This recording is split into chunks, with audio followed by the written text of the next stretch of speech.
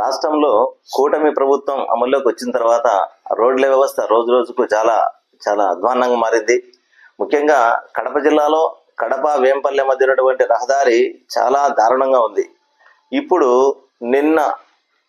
ఈరోజు CM programme fix అయింది. అంటే రేపు వస్తున్నాడు బుధవారం రోజు, అంటే 19వ తారీఖు కడప జిల్లాలోని కమలాపురం నియోజకవర్గం పెళ్లిమరి మండలానికి సీఎం గారు వస్తా ఉన్నారు.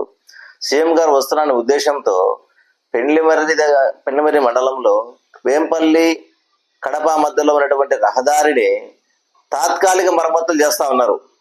గత 17 నెలలుగా గుంతలమయమై వాహనదారులు తీవ్ర ఇబ్బందులు పడుతున్నప్పటికీ కూడా ఏమాత్రం చెల్లించినటువంటి సంబంధిత అధికారులు మరి ఎందుకు ఇప్పుడు యుద్ధ ప్రాతిపదికన హుటాహుటిగా చర్యలు చేపస్తా ఉన్నారు?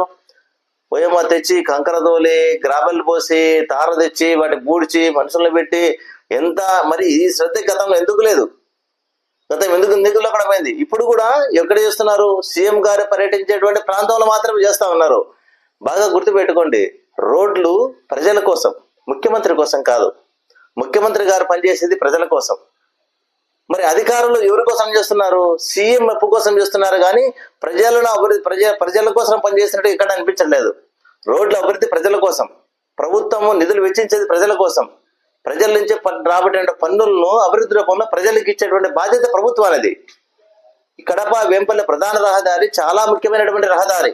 ఎంతో మంది విఐపీలు, ముఖ్యమంత్రి, చాలా మంది ప్రజలు అందరి ప్రతిరోజు అనేక అవసరాల కోసం కడప వేంపల్లి మధ్య చాలా తిరుగుతూ ఉంటారు. ప్రతిరోజు కొన్ని వేల వాహనాలు తిరుగుతున్నాయి. కానీ గత 17 నెలలుగా ఏమాత్రం ఒకసారి కూడా శ్రద్ధ వహించినటువంటి కూటమి ప్రభుత్వం ఇప్పుడు సీఎం గారు వస్తున్నారన్న ఉద్దేశంతో తాత్కాలిక మరమ్మతులు చేస్తాం. ఈ తాత్కాలిక మరమ్మతులు ఎన్ని రోజులు ఉంటాయి?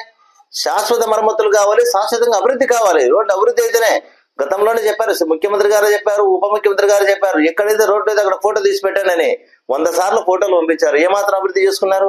ఏమాత్రం అంటే చర్యలు తీసుకోలే.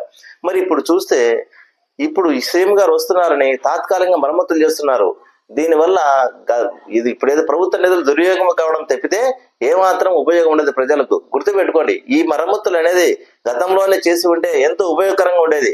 ఇప్పటికైనా సరే సీఎం గారి యొక్క తృప్తి కోసమో లేదా మీ యొక్క మెహర్బానీ కోసం మీరు చేసుకున్నా కూడా శాశ్వతమైన మరమ్మతులు చేయాలని మనస్ఫూర్తిగా కోరుకుంటా ఉన్నా. శాశ్వతంగా అభివృద్ధి జరగాల రోడ్లను కోరుకుంటా ఉన్నా.